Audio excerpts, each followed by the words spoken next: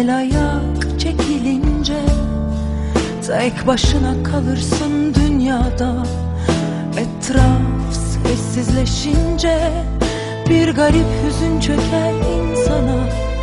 El ayak çekilince tek başına kalırsın dünyada.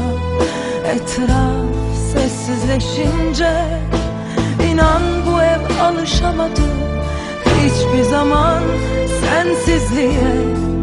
Şimdi sensizlik oturuyor kalkıp gittiğin yerde. İnan bu ev alışamadı hiçbir zaman sensizliğe. Şimdi sensizlik oturuyor kalkıp gittiğin yerde.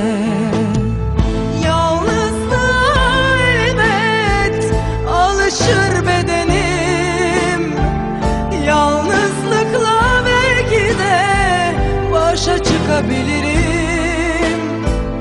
Çok zor gelse bile yaşar öğrenirim. Sensizlik benim canımı acıtan.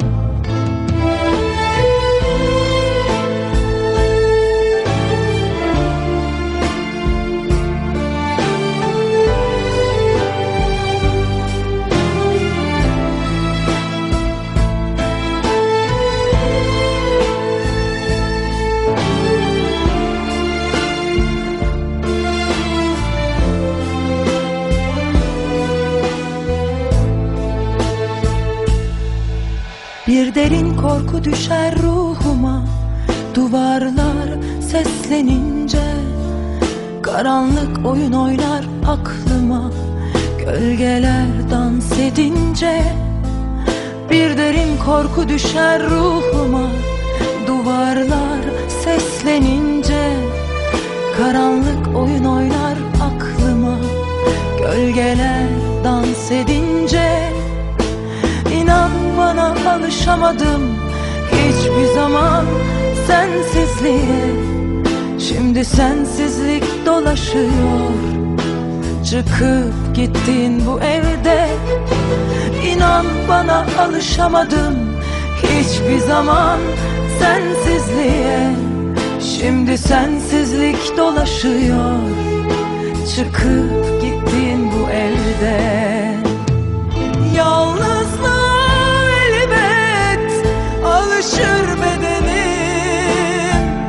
Yalnızlıkla belki de başa çıkabilirim.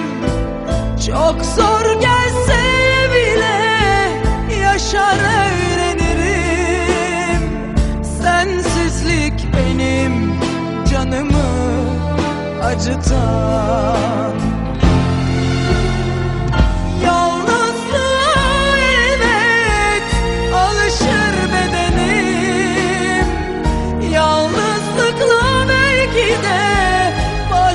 Çıkabilirim.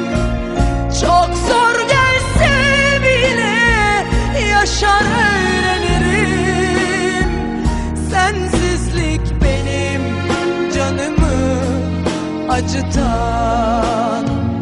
Sensizlik benim canımı acıtan.